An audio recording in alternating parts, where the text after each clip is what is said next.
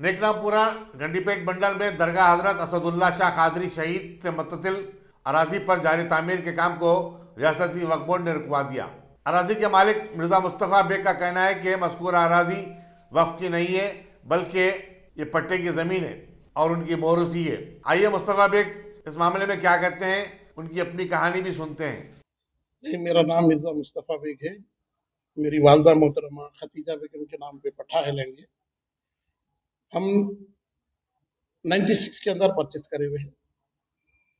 Purchase करने के बाद ओआरसी सर्टिफिकेट मिला हमारे को 99 में रेवेन्यू अथॉरिटीज की तरफ से। हम ये वक्फ लैंड नहीं होता, ये माफी इनाम है। ये माफी इनाम एक्चुअल गवर्नमेंट लैंड है, ये वक्फ प्रॉपर्टी नहीं है। हम लोग जब से 27-28 साल से हम पोजीशन में है जमीन, और उसके ऊपर हम परमिशन ग्रांट हुआ था हमारे को, उसके तहत काम करवा रहे थे। तो परमिशन इस वक्त लोकल और वक्फ बोर्ड वाले परमिशन देने से वो लोग परमिशन रोके हैं, और हमको जो वक्फ प्रॉपर्टी नहीं है ये ओआरसी सर्टिफिकेट मिला सो है। और ऑलरेडी तहसील के भी हमारे पास 2 लेटर्स है, ये पट्टा लैंड है बोल के, जो कलेक्टर को रिपोर्ट भेजो सो है, और हमारे पास तमाम डॉक्यूमेंट है। अब रहा कि मुतवली का है, मुतवली तो नहीं आए सो है। ये मुतवली साहब का रिकॉर्ड ऐसा है, इससे पहले भी सस्पेंड हुए सो है नो। अब वक्फ प्रॉपर्टी वहाँ पर जो विलेज में है 52 सर्वे नंबर है, 62 सर्वे नंबर जिसमें दरगाह मस्जिद है, और 166 सर्वे नंबर इब्राहिम बाग विलेज को है, जो तहसील गोलकुंडा को आती। यही सुल्तान साहब बेचे तो है, उनके ओनर्स के पास जाके उसमें डॉक्यूमेंट में सिग्नेचर चेक कर सकते हैं आप लोग। और वक्फ बोर्ड के जो मुतवली है और वक्फ बोर्ड जो है उनके नाम पे कोई नहीं है, सिर्फ एक गजट में आने से ओनरशिप का दावा कर रहे हैं। ऑलरेडी 2000 के अंदर वक्फ बोर्ड वाले केस फाइल करे थे उन्हीं के ट्रिब्यूनल में, और 2008 में वो लोग केस वापस ले लिए।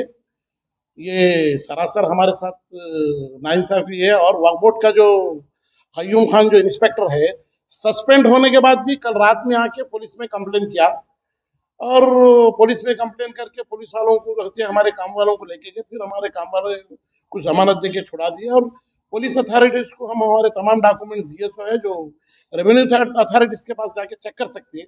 और हमारे पास कुछ लेटर्स है, अगर हम रेवेन्यू आप न्यूज वाले चाह रहे तो हम वो लेटर भी दे सकते हैं हम।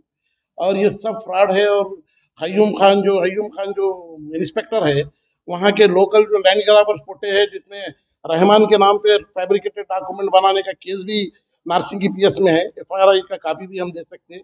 और ये लोकल के जो लैंड ग्राबर्स फोटो को ले लेके फिर रहे हैं लोग, हम उनके खिलाफ भी हाईकोर्ट में केस फाइल करेंगे, क्योंकि हम कोई लैंड ग्राबर नहीं है जो किसी जमीन पे कब्जा रखने को। मेरी वालदा मोहतरमा करीब 30 साल पहले परचेस करे तो है, हमारे पास तमाम लिंक डॉक्यूमेंट है।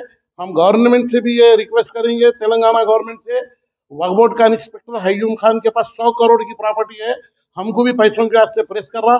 शाम में कल 7 बजे आके हमारे स्टाफ को लेके गए। हमारे पास रेवेन्यू अथॉरिटीज की तरफ से तमाम डॉक्यूमेंट मौजूद है, और जो परमिशन जो रुकाए हैं उनको भी हम लीगल एक्शन ले रहे हैं उनके ऊपर। और ये जो इन्वॉल्व हो रहे सब पे लीगल एक्शन लेंगे हम, क्योंकि हम कोई लैंड ग्राबर नहीं होते। और ये लैंड ग्राबरों को लेके वक्त के इंस्पेक्टर फिर रहा, और वो भी सस्पेंड हो गया फिर। अभी प्रेजेंट हाउस बोल के इंस्पेक्टर है, उन तो नहीं आया, उन्होंने हमको कोई नोटिस भी नहीं दी। अगर उनकी प्रॉपर्टी रहे तो हमको नोटिस देना चाहिए।